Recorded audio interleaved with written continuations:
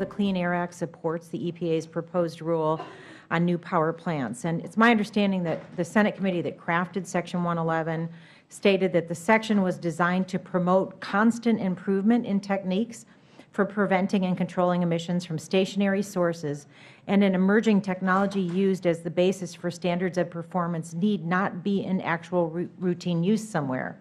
So can you please discuss how EPA regulation has in the past led to the development of critical environmental technology? Yes, ma'am. The regulation as a driver of technology is well documented both in academic literature. I'm thinking of reports by Ed Rubin of Carnegie Mellon University.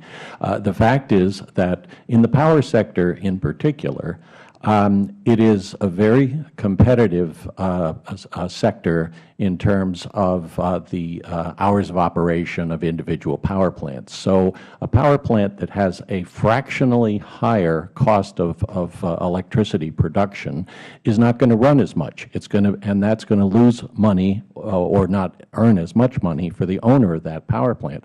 So power plant operators are extremely reluctant to do anything that has the slightest increase, even if it would be invisible in the rate in the customer's bill, because it determines the hours of operation and what's called the dispatch order of that power plant. So regulation or money are the essential ingredients to make advances. And if you don't have money, then you need standards. And that's why the Nixon administration proposed what became the New Source Performance Standard in the 1970 Clean Air Act to advance technology deployment in new sources of air pollution. And the power sector is an excellent example of how that has worked very well. The coal industry and the power industry tout in ads how much of a reduction in the conventional pollution has been achieved at the power sector, and they're correct. What they don't say is it all came about because of regulation. It came about because of regulation requiring scrubbers. It came about because of regulation requiring bag houses for particulate matter. It came about for regulation requiring nitrogen oxide controls, and most recently mercury and other toxics controls. And the same process will happen as we turn to carbon dioxide. Carbon dioxide is just another chemical. There are industrial processes for separating it, just as there have been for conventional pollutants, and the sooner we get on with it, the better off we'll all be. Thank you. And I wanted to ask you also, Mr. Hawkins, to follow up on the discussion that we've been having about the research that's been done to be able to determine appropriate locations for carbon storage. And could you please respond to some of the comments that have been made about whether there are appropriate locations for storage? Yes, President George W. Bush's administration began what has been a comprehensive approach to surveying the site availability for geologic storage. And fortunately, the United States is blessed with huge amounts of the geologic formations that are appropriate for storage of CO2. Essentially, you need, as Dr. Trautz has indicated, you need a porous formation that is sufficiently below the surface of the earth to keep the injectant pressurized. And then on top of that, you need a permeable formation. And we've done surveys of the extent of these types of formations in the United States, and we have huge volumes of them, enough for more than 100 years of all current power plant emissions, as his testimony indicates. I want to get one more quick question into you, Mr. Hawkins. How much will the proposed CCS reduce carbon emissions if you compare a plant with CCS and compare a plant without it? If you compare it with and without, it would be about a 50 to 60% reduction in that power plant's carbon dioxide emissions, and that's a very substantial emission reduction, and one that would demonstrate world leadership and provide a market for U.S. manufacturers as this technology was deployed. Thank you. I see my time has expired. I yield back. Thank you, Mr. Chairman. When you listen to the prior panel, and I have to say that there seems to be some mixing of the standards of adequately demonstrated and commercially available. I went back and looked at some of the discussion when Section 111 was implemented, when it was passed and implemented. And I found a discussion from the Senate committee that says that it was designed to promote constant improvement in techniques for preventing and controlling emissions from stationary sources, and an emerging technology used as the basis for standards of performance need not be in actual routine use somewhere.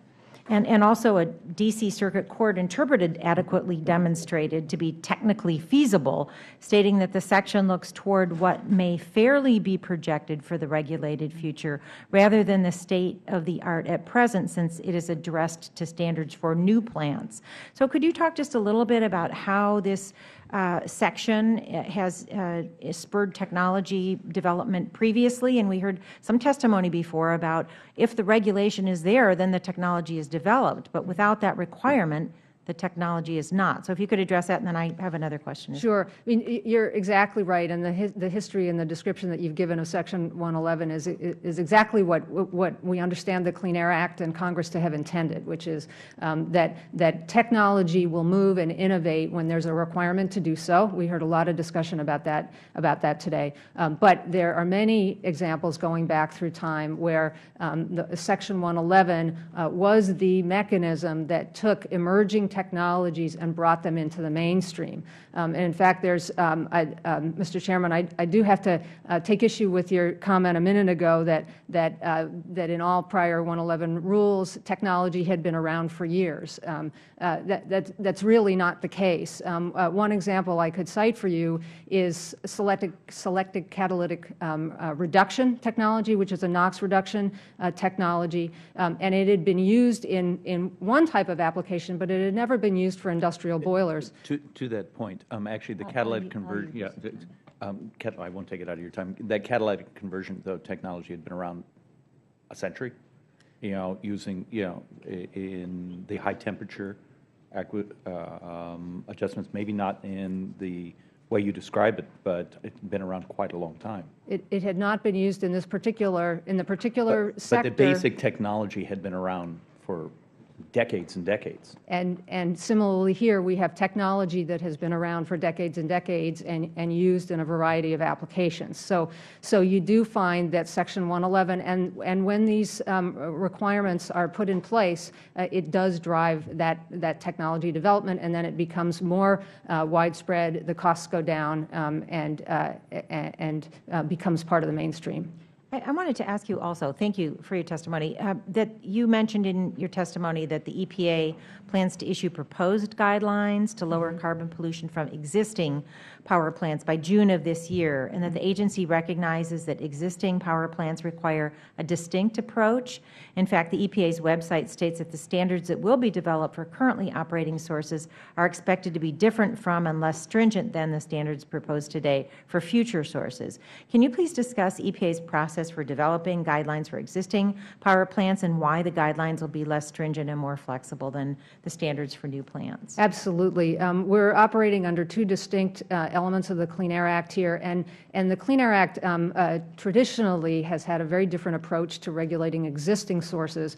In fact, for the most part, existing sources are regulated under state plans, and that's exactly what will happen here. So EPA's job here is to set guidelines for how the states will go about developing plans to address their own power plants. And the expectations for what would be appropriate technology for existing plants that are in place, that are located where they are, that have whatever remaining life they have, are very, very different. And for example, and the Administrator has said this on numerous occasions, we do not have any expectation that carbon capture and sequestration would form the basis for any expectation relative to existing plants. Thank you. And one more question. There's been some discussion today about the potential increase in costs if the carbon capture and storage rule is when it's implemented.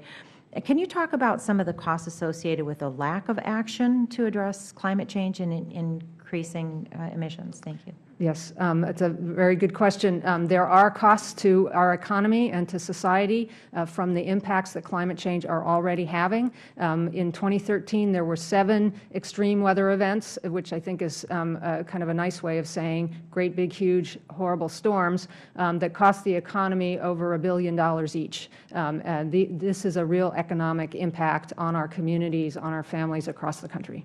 And healthcare costs might be, and healthcare costs and disruption to families and to whole communities. thank you. My time has expired. I yield back. Thank you, Mr. Chairman.